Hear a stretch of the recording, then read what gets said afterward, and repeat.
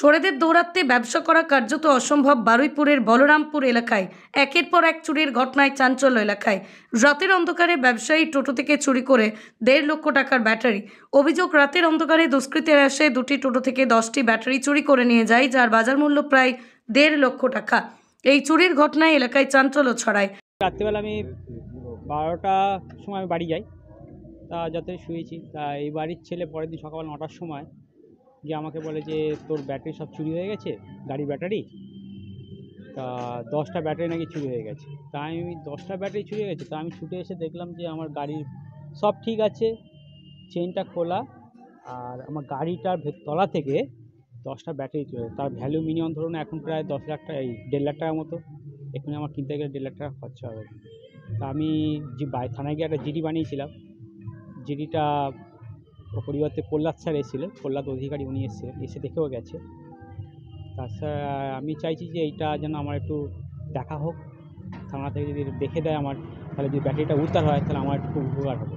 ব্যবসায়ী শোভন কুণ্ডু জানান, এলাকায় এইভাবে চুরি হলে ব্যবসা করা কার্যত অসম্ভব। পুলিশ অভিযুক্তদের গ্রেপ্তার করে চুরি যাওয়া সামগ্রী ফিরিয়ে দিক। তিনি আরও বলেন, কিভাবে ব্যবসা করব, টোটোর ব্যাটারি সব চুরি হয়ে গেছে। সময় মতো জিনিসপত্র পৌঁছতে না পারলে সমস্ত অর্ডার ক্যান্সেল হয়ে যাবে। এই টোটো নিয়ে জেলার বিভিন্ন প্রান্তে তিনি বিস্কুট পৌঁছে দেন, কিন্তু রাতে চুরির ঘটনায় ব্যবসা সম্পূর্ণ বন্ধ কী করবেন তা বুঝে উঠতে পারছেন না। এক্ষুনি আমার 1.5 লাখ টাকা পকেট থেকে বার করতে হবে, তবে আমি গাড়িগুলো রেডি করতে পারবো এবং তবে আমি মালগুলো ডেলিভারি করতে পারবো। কালকেও বসে গেছি, কালকেও কোনো ডেলিভারি করতে পারিনি, আজকেও আমার মালের কোনো ডেলিভারি করতে পারিনি, পুরো বসে রয়েছি। কতটা ক্ষতি, কতটা আতঙ্কে রয়েছে? ভয়তে রয়েছি তো, কারণ পরবর্তীকালে এখানে আমি থাকতে পারবো কিনা তার সন্দেহ আছে। কারণ এরমভাবে যদি ক্ষতি হয়, নিশ্চয়ই তো এটা বাড়ির লোক আসছে না, তো নিশ্চয়ই এলাকার মধ্যে কেউ না কেউ আছে শত্রুতার, যে এই জিনিসটা করেছে।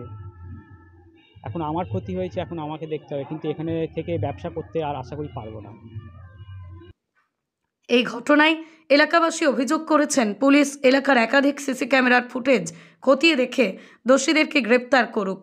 10টি ব্যাটারি চুরি করতে গেলে কেউ লুকিয়ে নিয়ে যেতে পারবে না। রাস্তার দুদিকে একাধিক দোকানে সিসি ক্যামেরা রয়েছে, সেগুলো খতিয়ে দেখলেই চোর ধরা পড়বে। চলতি মাসে বারুইপুর থানার বিভিন্ন প্রান্তে একাধিক চুরির ঘটনা ঘটে চলেছে, তাদেরই বাড়ছে আতঙ্ক।